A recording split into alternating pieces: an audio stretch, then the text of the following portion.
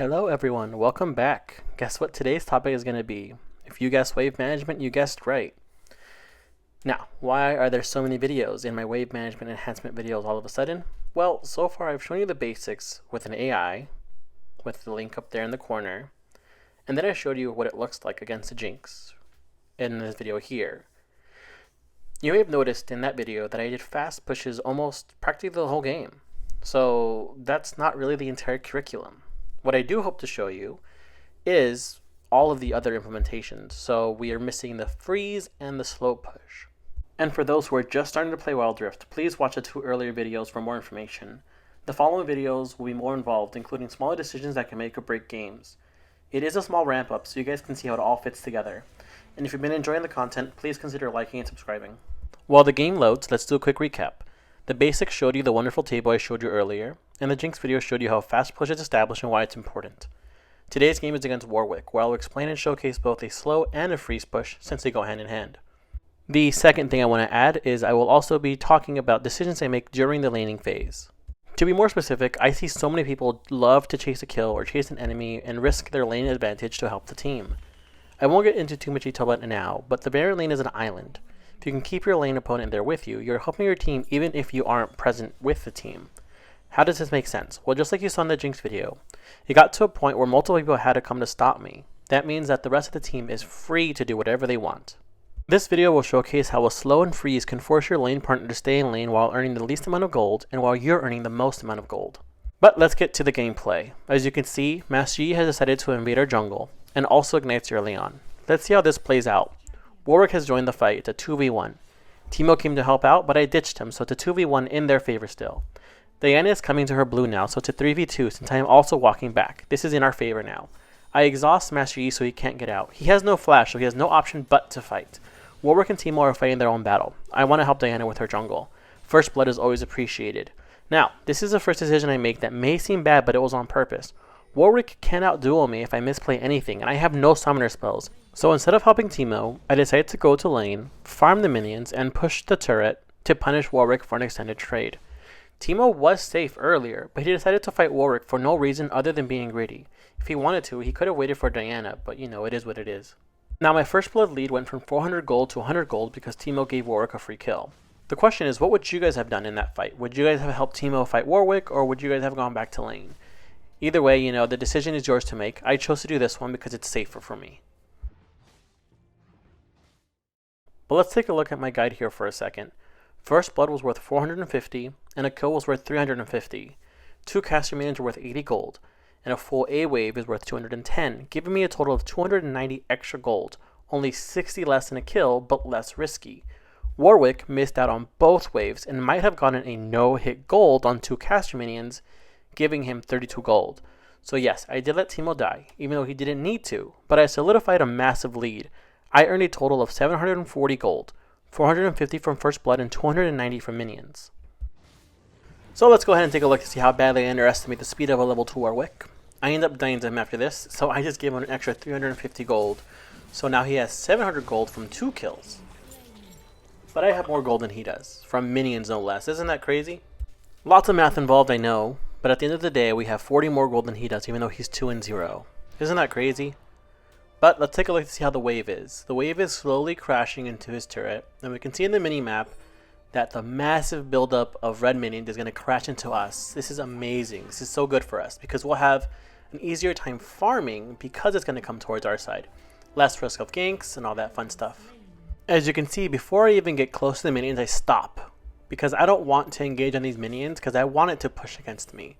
Here you can see that I'm kind of running away from Warwick, but what I want him to do is take minion aggro, because minions do a lot of damage, especially in the early levels of the game. I'm not going to break down this math for you, but look at all of that money coming towards us. It's just like direct deposit on a Friday.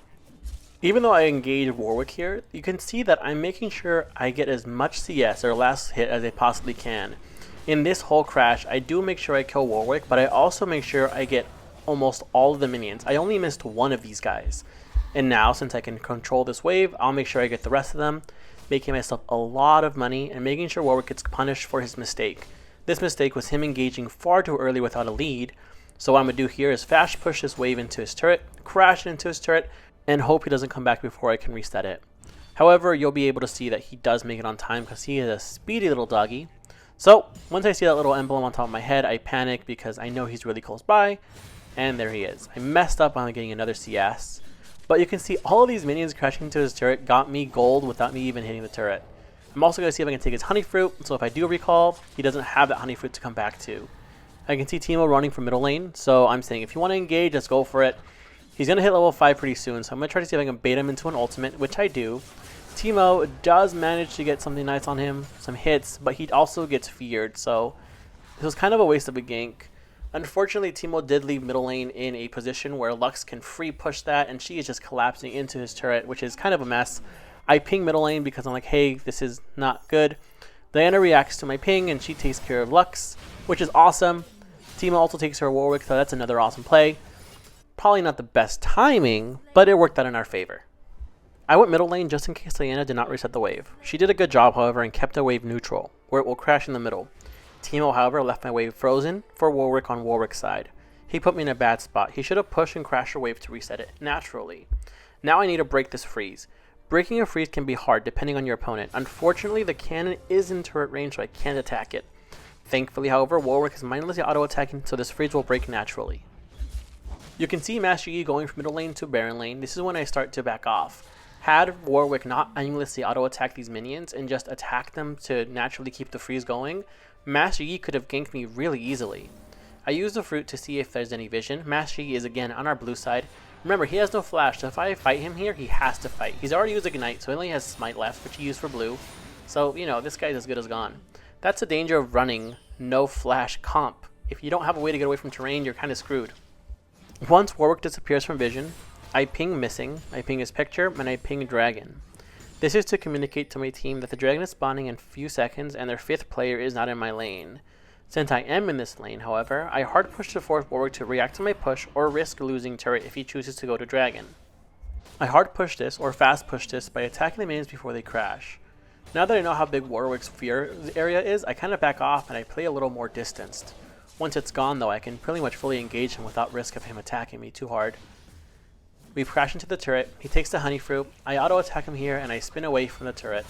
I accidentally take a turret shot, but you know, it is what it is. It was a quick second, but I have a 1400 gold lead on this guy. Just by, you know, properly managing this wave. Unfortunately, my team isn't going for dragon, so Warwick is here keeping me busy. And they might be taking Rift Heralds. Who knows? You know, at this point we don't have vision on it, so it's a possibility. The way Warwick is reacting by pushing his wave, it's a really high possibility that they are taking care of the Rift Herald, and there it is.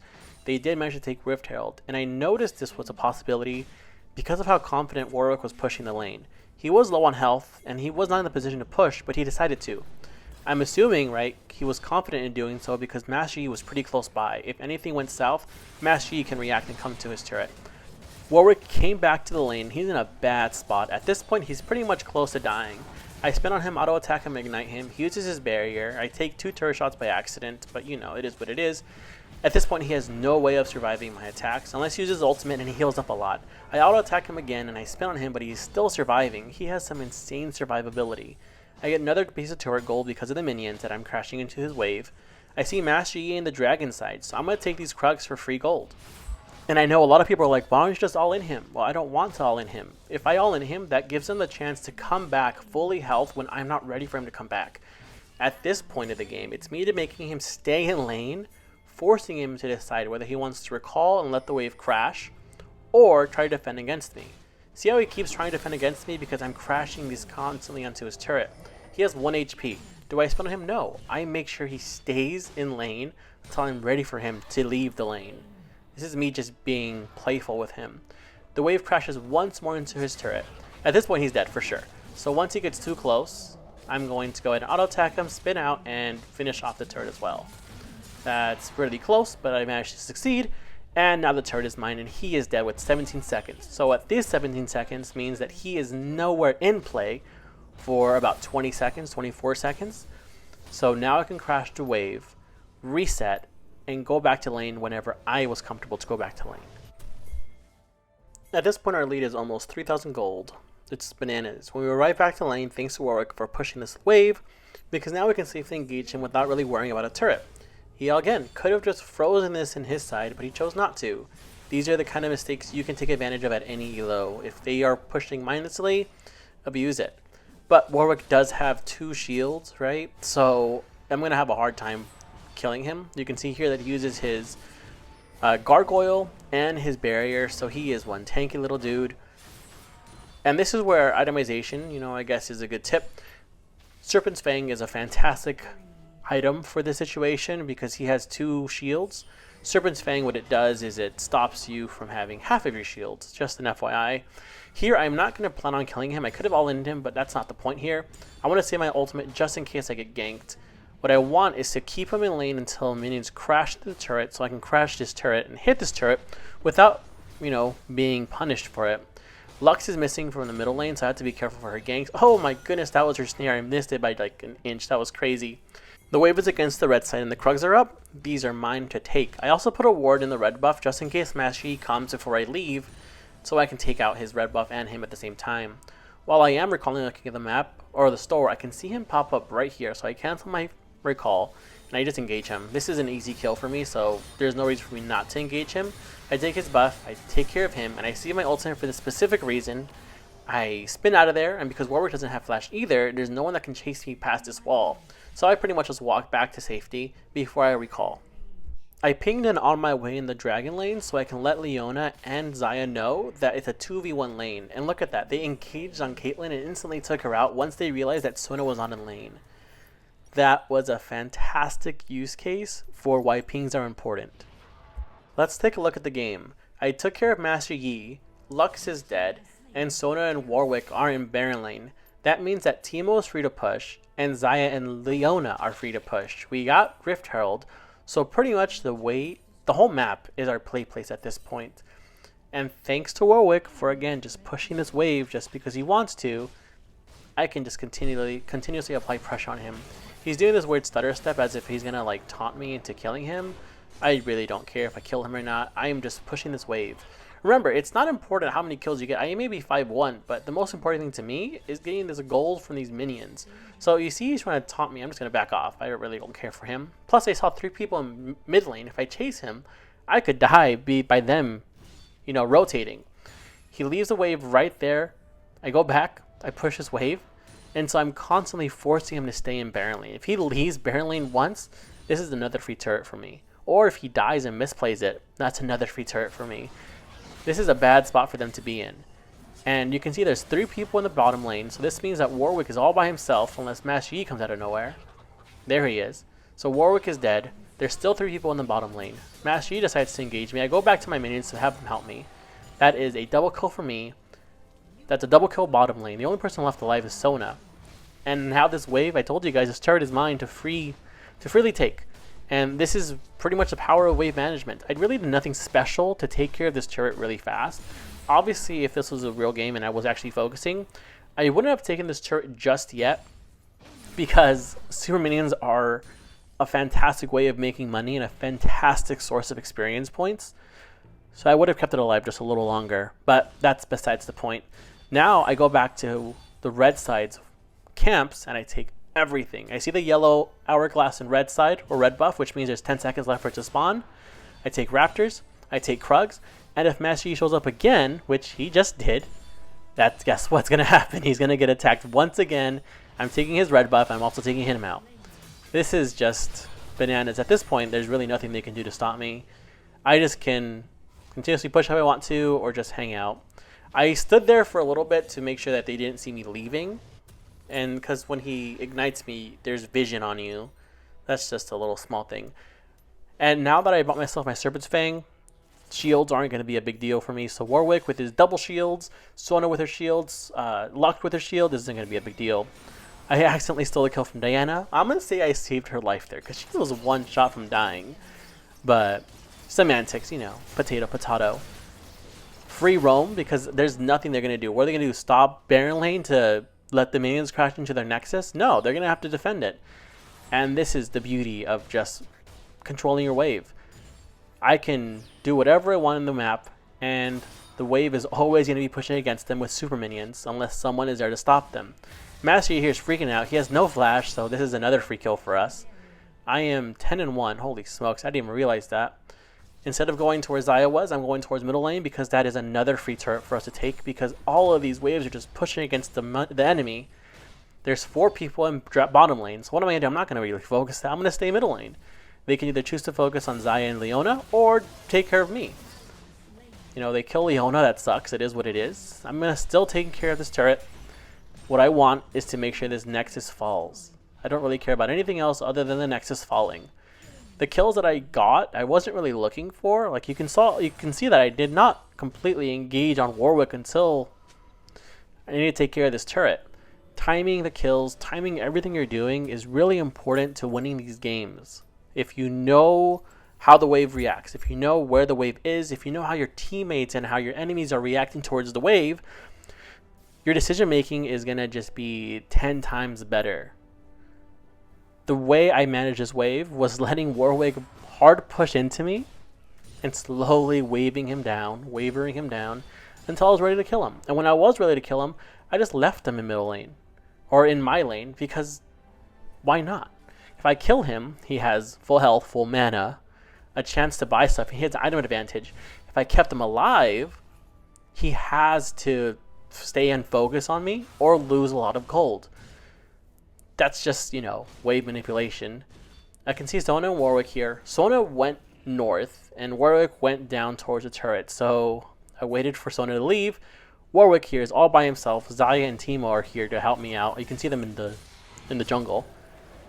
I exhaust him. I use my Quicksilver to avoid that fear. And when he ults me, Teemo gets a nice little kill. And you can see now Master Yi is trying to stop these super minions from crashing into the top side. Now, although they did help me with Warwick, he was pretty much dead without their help. Their time will have probably been better suited taking Baron or pushing out a wave, but you know, at the end of the day, it doesn't matter. We're pretty much at the end game here. I almost died there. It was a really dumb play for me to dive in there without taking care of the turret, but that's what happens when you're almost done with the game. You get really cocky. If you guys haven't noticed that the inhibitors respawn, they come back really, really weak sauce. Like, they have no armor, I mean, they have 25 armor and 25 magic resist, but at this point of the game, they're pretty much defenseless. And with that, it's a good game. Thank you guys very much for hanging out, watching this exciting game. Another wave management game, right? This will be another ongoing conversation until we get through the nitty-gritty through it. So, thank you guys for watching. I hope you guys enjoyed this, and feel free to comment whatever questions you have. At the end of the day, we beat our lane opponent with 8,000 gold, and I made 1,000 gold per minute. Fantastic. Thank you all. Have a fantastic day, evening, or night, and I will see you all later. Bye.